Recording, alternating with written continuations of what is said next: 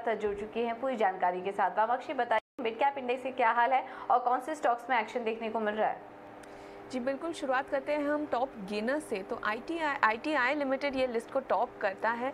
कल बढ़ते मार्केट में स्टॉक लाल निशान में था और आज कमज़ोर मार्केट में स्टॉक टॉप गेनर में शामिल है। सीक्वेंस साइंटिफिक भी टॉप गेनर्स में शामिल है। यहाँ पे हमें लगातार दूसरे दिन अच्छी तेज़ी नज़र आ रही है। MRPL पर भी फोकस करिएगा। सिंगापुर GRM, जैसे कि हमने कल बोला था नए हाई पे था, आज भी ये सिंगापुर GRM नए हाई पे है और ये बढ़ता GRM काफ़ी पॉजिटिव है MRPL जैसे रिफाइनरीज के लिए और उसी के चलते स्टॉक आज टॉप गेनर्स में शामिल है। ट्राइडेंट पर भी फोकस करिएगा। यहाँ पे लगातार दूसरे दिन स्टॉक हरे निशान में नजर आ रहा है।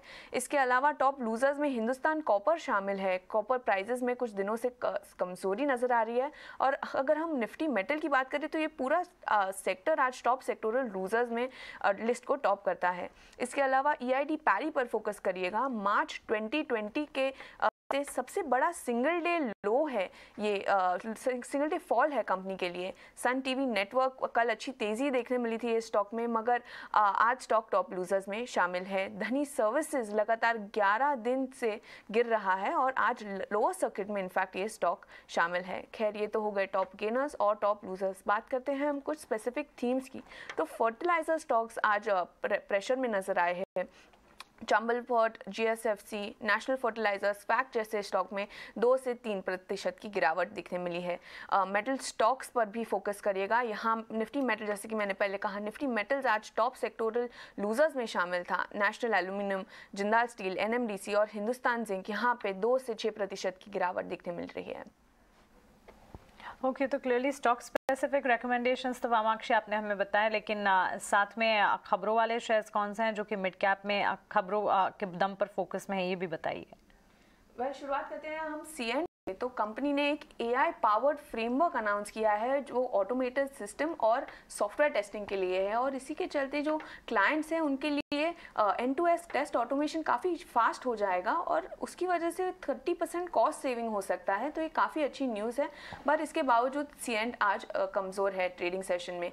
डिलीवरी की बात करें तो यहाँ पे डिलीवरी एक इंफ्रास्ट्रक्चरल फुटप्रिंट बढ़ा रहा है मुंबई और बैंगलोर में। तो मुंबई में वो पार्टनर कर रहा है वेल्सपन कॉर्प के साथ और बैंगलोर में वो पार्टनर कर रहा है GMR के साथ और ये इंफ्रास्ट्रक्चर फुटप्रिंट बढ़ाने के प्लान के बावजूद आज स्टॉक कमज़ोर नज़र आ रहा है। Matrimony.com की बात करें तो बोर्ड ने जुलाई 4 को रिकॉर्ड डेट फिक्स किया है बायबैक के लिए। बोर्ड ने बायबैक कुछ ही दिन पहले बायबैक को मंजूरी दी थी और इसका फाइनल प्राइस डिसाइड किया था 1150 प्रति शेयर का और बायबैक साइज करीब 75 करोड़ का है। तो ये जो बायबैक प्राइस है अगर करंट मार्केट प्राइस से कंपेयर करें तो 38% प्रीमियम पर नजर रहा है। इसके अलावा फोकस करिएगा कल्पतरू पावर और GMC प्रोजेक्ट्स पर। तो कल्पतरू पावर को कंसोलिडेटेड लेवल पर 2290 करोड़ का एक ऑर्डर मिला है। इसमें से 1416 करोड़ का ऑर्डर उन्होंने अंतर्राष्ट्रीय बाजार में से मिला है जो पावर ट्रांसमिशन बिजनेस के लिए है। GMC प्रोजेक्ट्स को 874 करोड़ का ऑर्डर मिला है और ये क्वार्टर में टोटल जो ऑर्डर विन अब तक हुए हैं वो है 6109 करोड़ और इसी के चलते काफ़ी अच्छी विजिबिलिटी नज़र आ रही है कंसोलिडेटेड रेवेन्यू में।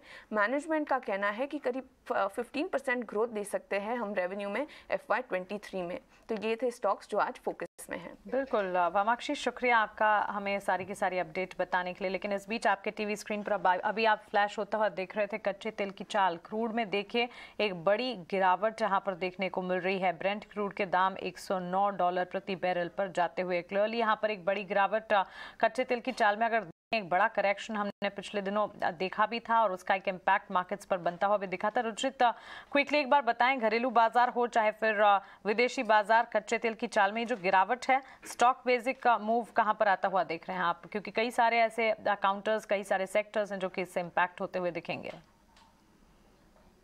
कच्चे तेल में जो गिरावट आई है उसका सबसे पहले तो इम्पैक्ट आपको ऑयल स्टॉक्स पे ही दिखेगा, क्योंकि रिसेंटली भी हमने देखा था जब कच्चे तेल में इतनी तेजी थी तो ONGC, ऑयल इंडिया जैसे स्टॉक्स में, गेल जैसे स्टॉक्स में एक अच्छी तेजी बन रही थी।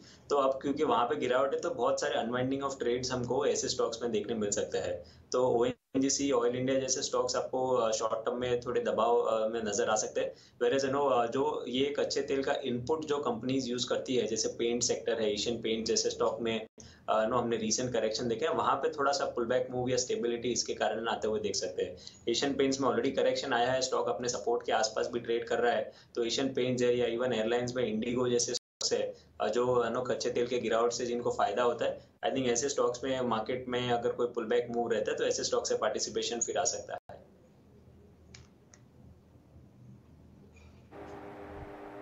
ऑलराइट, तो ये राय आपको मार्केट में दे दी गई है। इनफैक्ट ये जो हम गिरावट इस वक्त देख रहे हैं कच्चे तेल में, इसके पीछे की वजह ये भी बताई जा रही है कि जो बाइडन काफ़ी समय से यूएस प्रेसिडेंट जो बाइडन यहाँ पर कोशिश कर रहे हैं कि यूएस में जो फ्यूल लागत है वहाँ पर कमी करने की कोशिश कर रहे हैं, उसको लगातार पुश कर रहे हैं। गैसोलीन के दाम में भी वहाँ पर काफ़ी ज़्यादा बढ़